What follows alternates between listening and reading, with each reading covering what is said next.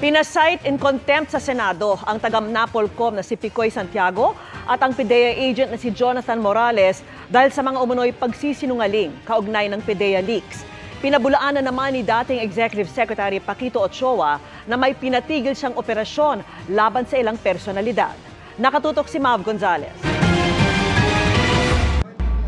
Mariing itinanggi ni dating Executive Secretary Paquito Ochoa na may alam siya sa isang umano'y anti-drug operation na tinukoy sa isang umano'y dokumento na pinapakalat ng ilang vlogger pero itinanggi na ng PIDEA na totoo. Ni hindi raw niya kilala si dating PIDEA agent Jonathan Morales na nag-akusang siya ang nagpatigil ng operasyon noong March 2012. Hindi rin daw niya kilala si dating PIDEA Deputy Director General Carlos Gadapan at wala raw nakitang pre-operation authority na dinisapprove umano niya. Are you aware that sometime in 2013, the Liceo of Malacanang invited Mr. Morales for a briefing regarding PIDEA operations, including those that were halted? I was never informed of such meeting, and even after that meeting, there was no report submitted to me in regard to what transpired in that meeting. Kinumpirma din ni Ochoa na dating niyang partner si First Lady Liza Araneta Marcos sa isang law firm na kanilang itinatag noong 2006. Pero umalis daw siya rito nang ma-appoint bilang Executive Secretary ni dating Pangulong Noynoy Aquino noong 2010. Ito naman ay insinuations lang na kaya daw nagkaroon ka ng interest na ipahinto yung operations because, again, you were influenced by your partner in the law firm. Not true, Your Honor. Samantala, sinight in contempt at dinetine si Eric Picoy Santiago matapos amining gawa-gawa lang niya ang mga sinabi niya kay Morales na pagbabanta umano sa kanyang buhay. Ipinakita pa ni Morales ang CCTV na kuha sa kanya habang kausap si Santiago. You are lying! Come again, sir? You are lying! Opinion niyan, sir. Sa akin po naman, totoo lang. From sa unang hearing hanggang dito. As chairman of this committee, I am going to cite you in contempt for lying. Any objection? Hearing none. I'm ready for that. You are cited in contempt. You take custody of this person.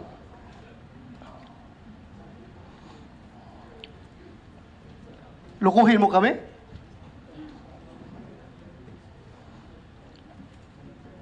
May dala na po akong bag, sir. Nagkainitan din muli sina Morales at Senador Jinggoy Estrada kaugnay ng personal data sheet o PDS ni Morales. Handwriting mo to? Hindi ko po alam, Your Honor.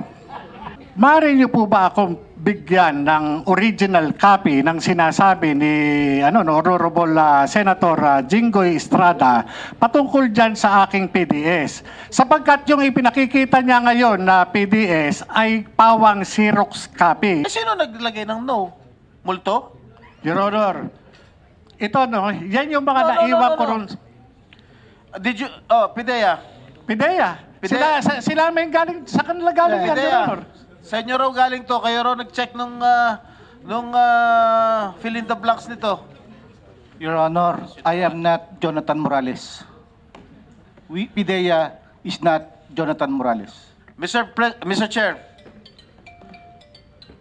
Mr. Chair. Yes, go ahead. I move that he be cited in contempt. There is a motion. For continuously lying before this committee. Mr. Jonathan Morales is hereby cited in contempt before this committee.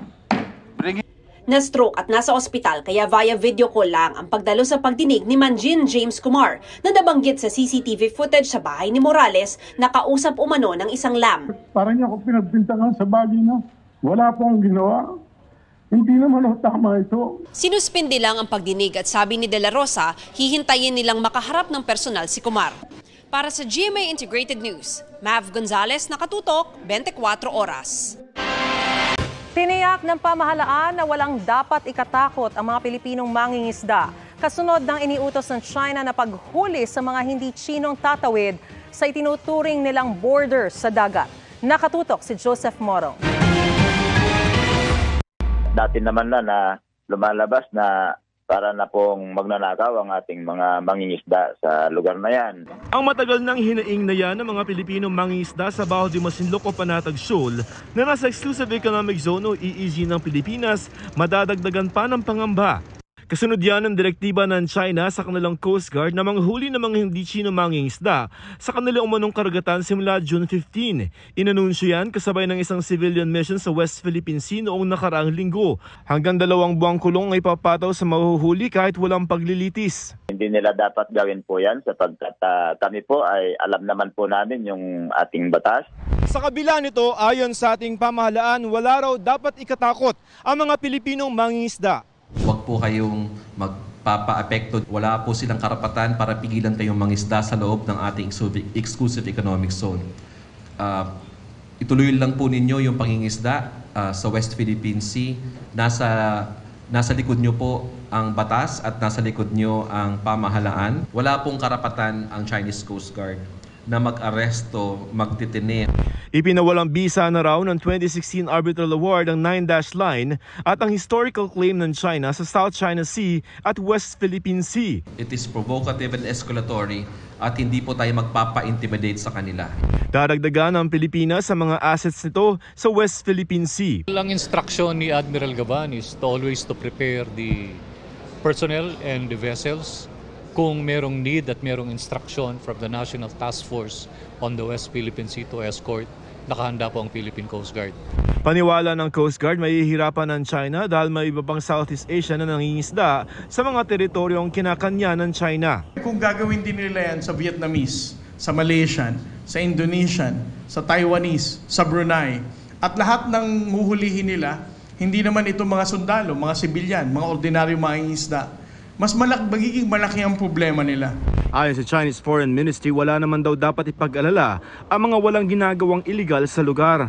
Samantala, inilabas ng National Task Force for the West Philippine Sea ang mga paninira sa kalikasang ginawa ng China sa Panatag Shoal simula 2016, tulad na lamang ng pangunguha ng mga taklobo o giant clams ng mga protected species. Sa dalas at dami daw ng kinukuhang taklobo ng China, wala na tayong makikitang giant clams kasi naubos na nila. Nangunguha rin ng mga pufferfish at mga pawikan ng China. Pinag-aaralan at nasa DOJ at Office of the Solicitor General na raw kung maghahain ng reklamo ang Pilipinas laban sa China tungkol dito. There is a certain consensus within government that we may need to file a case. Para sa GMA Integrated News, Joseph Morong, nakatutok 24 oras. Mga kapuso, kahit napapadalas na ang pag-uulan sa ilang bahagi ng bansa, matinding init pa rin ang naranasan sa maraming lugar ngayong araw. 51 degrees Celsius ang heat index na naitala kanina sa Giwan, Eastern Samar. Halos umabot na yan sa extreme danger level. Nag-48 degrees Celsius naman sa Rojas Capiz, habang 47 degrees Celsius sa Butuan City.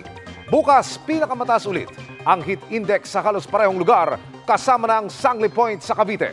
Bukod yan, mahigit 40 lugar pa ang makararanas din ng danger level heat index na hanggang 45 degrees Celsius kasama ang Metro Manila.